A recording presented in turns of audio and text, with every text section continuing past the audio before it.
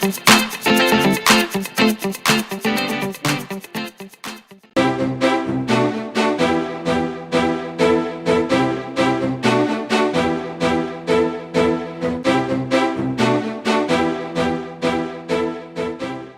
wish this is what Nikon had done from the start. Nikon gambled by putting a 1-inch sensor in its ILCs and, for the most part, lost.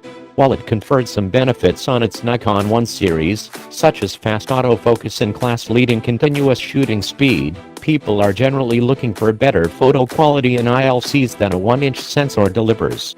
That size is far more suited to use in compacts as Sony, Canon, Panasonic and others have already demonstrated, proving to be extremely popular in those models. And if Nikon had put the sensor into an enthusiast compact back in 2011, it would have created the new generation of the category instead of leaving it to Sony and arriving late.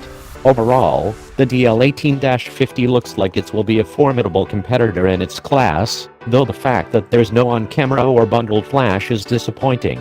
The DL18-50 stands out from the rest of the class with the widest angle lens available in a compact, which makes it more suitable for architectural photography than most consumer compacts. Nikon includes distortion correction options for that as well.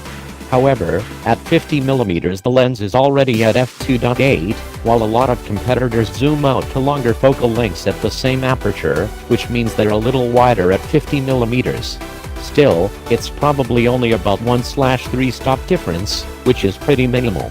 And 18-50mm is a great focal range for street photography, environmental portraits and landscapes.